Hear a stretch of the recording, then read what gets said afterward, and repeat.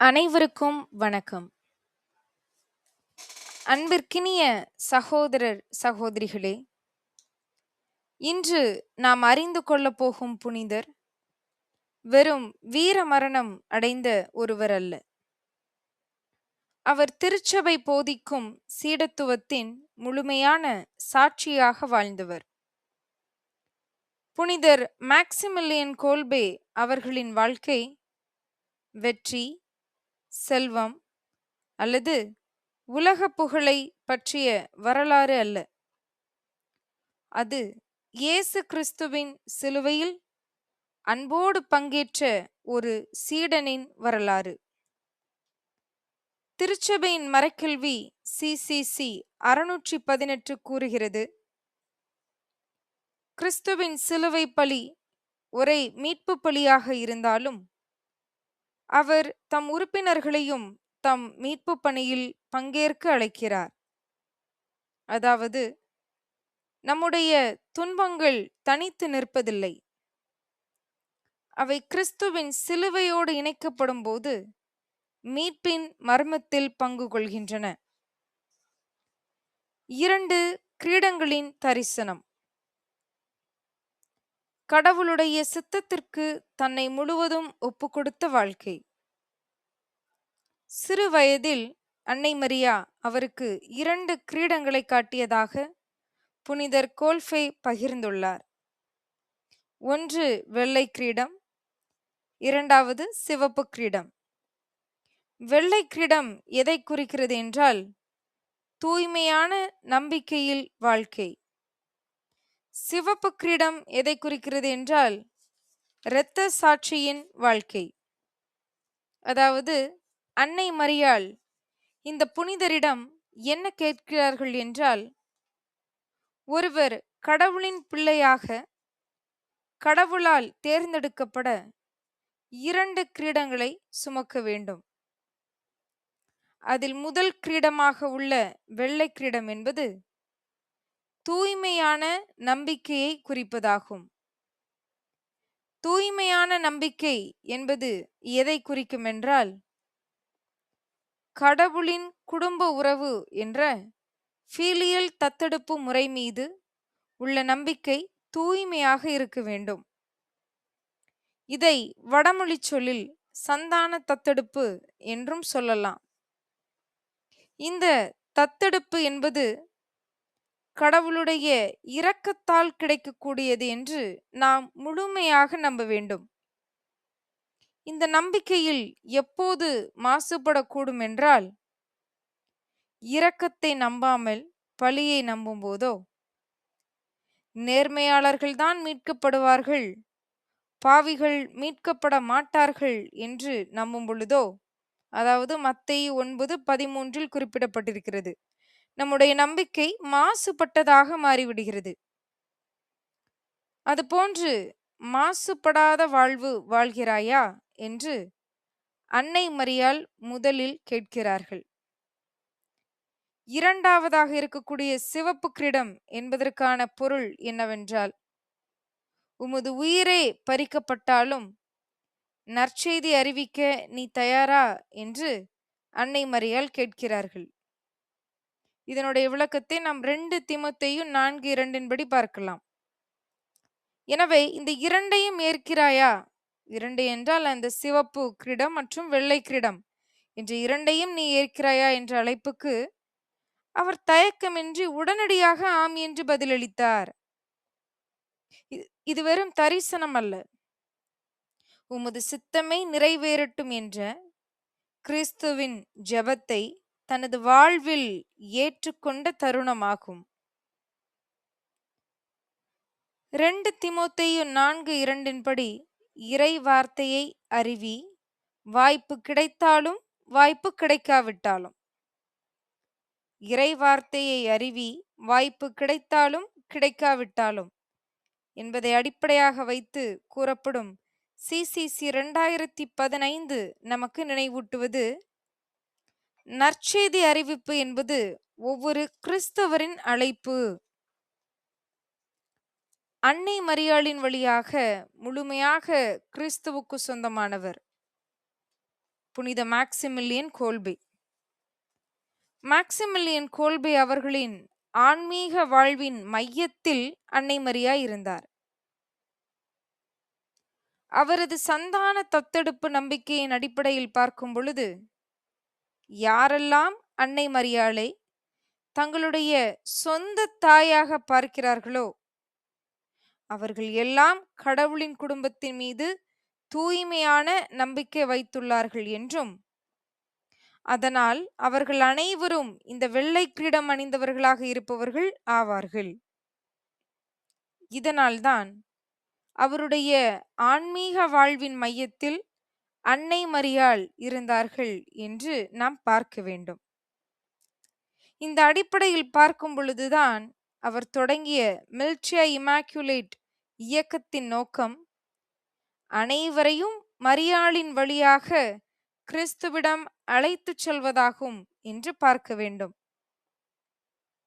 கத்தோலிக்க திருச்சபை கற்பிப்பது போல மரியாளுக்கான உண்மையான பக்தி எப்போதும் கிறிஸ்துவிடமே வழிநடத்துகிறது. CCC 971 படி என்று நம்புகிறோம். அதனால் அவருடைய வாழ்வில் மரியாள் முடிவல்ல. அவருடைய வாழ்வில் மரியாள் முடிவல்ல. மரியாள் இயேசுவை அடைய செய்த தாய், நமது தாய். அவர் பிரான்சிஸ்கன் குருவாக அழைக்கப்படுகிறார். கன்வென்சுவல் பிரான்சிஸ்கன் சபையில் தன்னை ஒரு குருவாக இணைத்துக் கொள்கிறார்.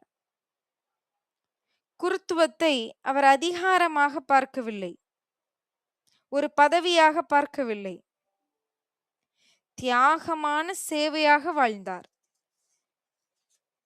பத்திரிகைகள், வானொலி மற்றும் அச்சு ஊடகங்கள் மூலம் நற்செய்தியை பரப்பினார். இது வெறும் சமூக பணி அல்ல, திருச்சபையின் நற்செய்தி பணியில் பங்கேற்ற இறை அழைப்பு என்று CCC 849 கூறுகிறது. கத்தோலிக்க திருச்சபை என்பது இயல்பாகவே மறைப்பணிக்காக அனுப்பப்பட்ட திருச்சபை என்ற கடவுளின் குடும்பமாகும்.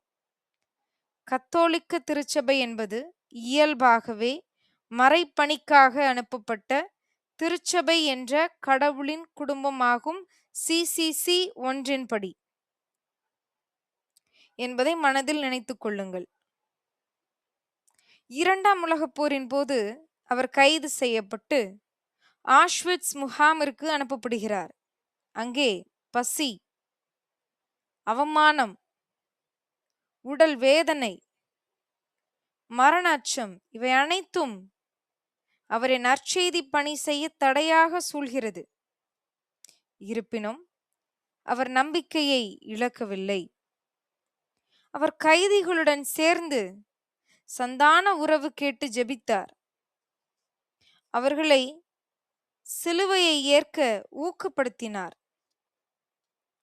கிறிஸ்துவின் வாக்களிக்கப்பட்ட நிலை வாழ்வின் முன் சுவையை பகிர்ந்தார். CCC 1505 கூறுவது என்னவென்றால், கிறிஸ்து நமது துன்பத்தை ஏற்று அதை மீட்பின் வழியாக மாற்றினார். புனிதர் கோல்பே தனது துன்பத்தை குறை கூறவில்லை. அதை அவர் என்ன செய்கிறார் என்றால் கிறிஸ்துவோடு இணைக்கிறார். ஒரு கைதி தப்பிய போது பழிவாங்க 10 கைதிகள் மரணத்திற்கு தேர்ந்தெடுக்கப்படுகிறார்கள். அவர்களில் ஒருவர் என் மனைவி, என் பிள்ளைகள் என்று அழுகிறார். அந்த நேரத்தில் கோல்பே முன்னே வந்து அவருக்கு பதிலாக நான் செல்கிறேன் என்கிறார். இது வெறும் மனிதாபிமானம் அல்ல. யோவான் 15:13 படி வாழும் வடிவம். தனது நண்பர்களுக்காக உயிரை கொடுப்பதை விட பெரிய அன்பு இல்லை. CCC 1825 கூறுவது என்ன என்றால், அன்பு, தி சேரிட்டி என்பது கிறிஸ்தவ வாழ்வின் உயர்ந்த நற்பண்பு. கோல்பே அந்த அன்பை வார்த்தைகளால் அல்ல, தனது உயிரால் சாட்சியப்படுத்தினார். இறப்பு தோல்வி அல்ல, அது பாஸ்கா வெற்றியின் அடையாளம். பட்டினியிலும் தாகத்திலும் அவர் இறுதி வரை கடவுளின் சந்தான உறவை கேட்டு ஜெபித்தார். அவரது உடல் பலவீனமடைந்தது, ஆனால் கடவுளின் சந்தான உறவு மீது உள்ள அவரது நம்பிக்கை, அவருடைய விசுவாசம் பலவீனமடையவில்லை. கிறிஸ்துவின் சிலுவை போலவே உலகத்தின் கண்களில் அது தோல்வியாக தோன்றியது. ஆனால் நம்பிக்கையின், விசுவாசத்தின் கண்களில் அது உயிர்த்தெழுதலுக்கான வெற்றியாக இருந்தது. கத்தோலிக்க திருச்சபை இதையே ஒவ்வொரு திருப்பலியிலும் நினைவு கூர்கின்றது. சிலுவை இல்லாமல் உயிர்த்தெழுதல் இல்லை, சிலுவை இல்லாமல் உயிர்த்தெழுதல் இல்லை. 1982ஆம் ஆண்டு புனிதர் 2ஆம் ஜான் பால் அவர்கள் மேக்சிமிலியன் கோல்ஃபே அவர்களை புனிதராக அறிவித்தார். அவரை மார்ட்டியர் ஆஃப் சேரிட்டி, அதாவது அன்பின் இரத்த சாட்சி என்று திருச்சபை இன்று வரை அவரை கௌரவித்து வருகின்றது. அதாவது இரத்த சாட்சி என்பதை வேத சாட்சி என்கிறோம். இந்த வேத சாட்சியாக திருச்சபை ஒருவரை ஏற்றுக்கொண்டால் என்ன பொருள்படும் என்றால், அந்த நபர் தீர்ப்பு நாளுக்கு முன்பாகவே கடவுளால் சந்தான தத்தெடுப்பு முறைப்படி தத்தெடுக்கப்பட்டு விட்டார் என்றும், அதனால் அவர் CCC 460 படி கடவுள் குடும்பத்தில் சேர்ந்துவிட்ட ஒரு கடவுளாக மாறிவிட்டார் என்று பொருள்படுகிறது. இது மனிதர்களின் பாராட்டு அல்ல, திருச்சபை அவரது வாழ்க்கையில் கிறிஸ்துவின் முகத்தை கண்டதற்கான அங்கீகாரமாகும். புனிதர் மேக்சிமிலியன் கோல்ஃபே நமக்கு நினைவூட்டுவது என்ன என்றால், கிறிஸ்தவம் என்பது மதம் அல்ல, சிலுவையின் வழியாக உயிர்த்தெழுதலுக்கு செல்லும் கடவுளின் பிள்ளைகளாக மாற விரும்புவோருடைய குடும்பம். இந்த புனிதர் நமக்கு கற்றுக் கொடுப்பது துன்பத்தை நேசிக்க வேண்டும் என்பது அல்ல, கிறிஸ்துவை நேசிப்பதால் அவரோடு சிலுவையையும் நம்பிக்கையோடு சுமக்க வேண்டும் என்பதே ஆகும். இறுதியாக திருச்சபையின் அழைப்பு இதுதான்: புனிதர்களை வெறுமனே போற்றாதீர்கள், அவர்கள் நடந்த கிறிஸ்துவின் பாதையில் கடவுளுடைய குடும்ப உறவை தேடும் ஒரு நபராக நீங்கள் ஒவ்வொருவரும் நடக்க முயலுங்கள். புனிதர் மேக்சிமிலியன் கோல்ஃபே எங்களுக்காக வேண்டிக் கொள்ளும்.